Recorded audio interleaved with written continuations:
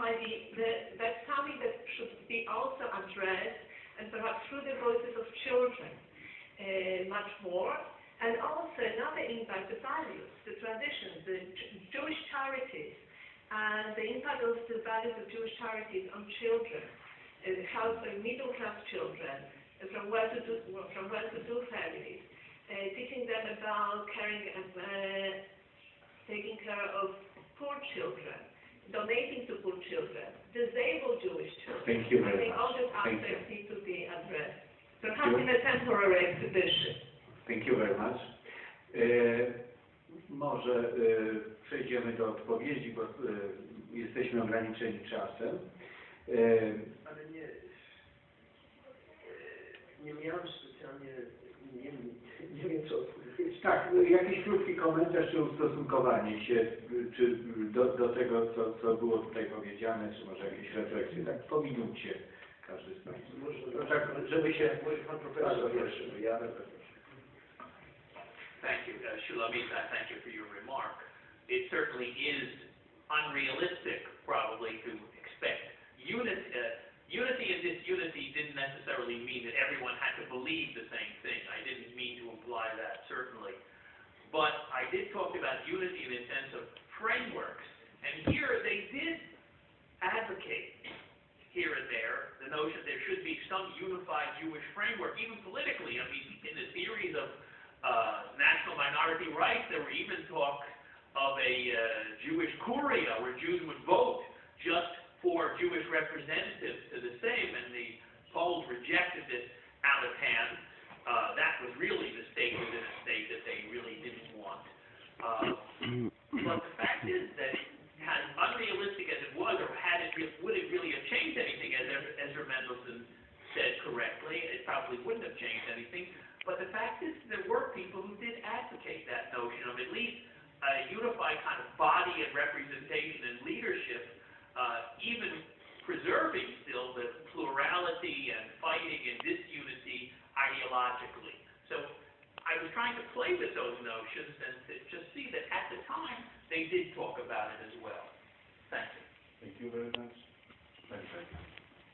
Ja tylko odniosę się zwięźle, bo obiad czeka, na ten widzenie świata przez dzieci żydowskie i wychowanie. To jest bardzo interesujące i może właśnie zajmę się tym w kolejnej książce, więc nie będę jej streszczać w tej chwili. W każdym razie muszę Państwu powiedzieć, że jeżeli chodzi o te dwa czasopisma, które omawiałam, dziennikarz w ogóle nie zauważył antysemitycznych w Polsce, po polsku nie zauważył. Natomiast czytelnicy Małego Przeglądu zauważyli i bardzo prosili redaktora naczelnego, żeby przestał pisać o antysemityzmie, bo oni go tak nie zauważają w życiu codziennym, jak i to go w piśmie i ich to nudzi. Więc to jest dosyć interesujące zjawisko i zupełnie odwrotne od tego, czego byśmy się spodziewali. I to tylko. Dziękuję bardzo i Pan Profesor. Bardzo proszę. Yeah, I mean, these are all of the, I take all of these comments about the presentation of anti-Semitism very seriously, and believe me, this was discussed for years and years. I mean, these are things that it doesn't come out of the blue.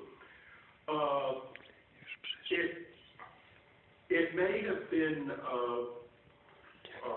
overly optimistic on my part to believe that for serious study of Polish Jewish history, for those who wanted to use the museum to engage with Polish Jewish history, that the catalog would then become an important complement.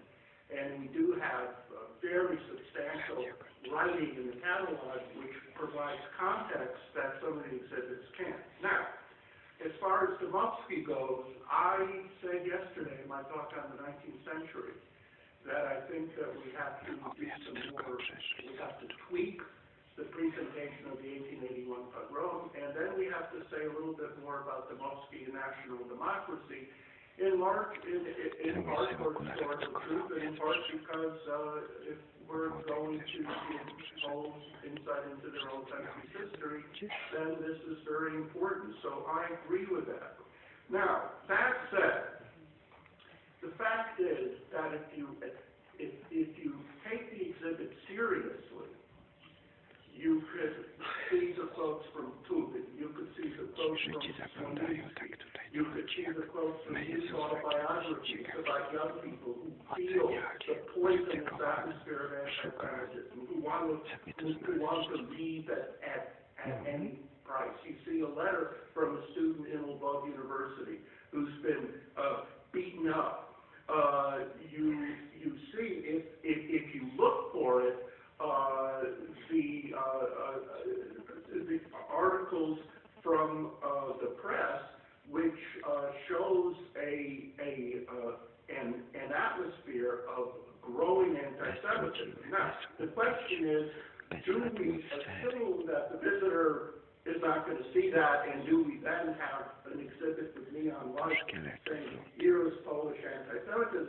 That's something that the Museum Council can talk about. But let me just add this. If we want to talk about the atmosphere, and I think, again, there's more of the atmosphere than we're giving credit for. Part of the atmosphere is also the fact that in 1938, Jews celebrated the 75th anniversary of the 1863 insurrection, and there was this great hope that what happened in 1863 would in fact somehow reassert itself.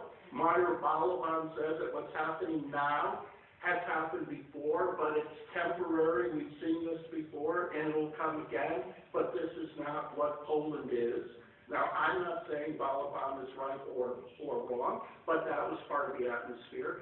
When the Bund won its great electoral victories in 1938, the Bund said that the Polish people will eventually understand that the index have no answer to the country's economic problems, that taking over a Jewish stragan in the marketplace is not going to make Poland a rich country, and the Stronnictwo Ludowe has started to tone down its anti-Semitism. The PPS is becoming more and more popular, so that too is part of the atmosphere. It may sound naive today, but there was this hope raised by the Bund that Polish society was not monolithic and that one could hope for an improvement. And finally, and here I'll shut up, in Heinz in 1939, we have an article that the index are complaining about separate Jewish stalls in the marketplaces in many shtetls because the peasants are going right to the Jewish section of the marketplace because it's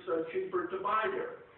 Now, am I saying things were getting better? No. But believe me, I'm not saying that. But I'm saying that there's this real difficulty in presenting complicated issues which were in flux, which were contested, which were changing.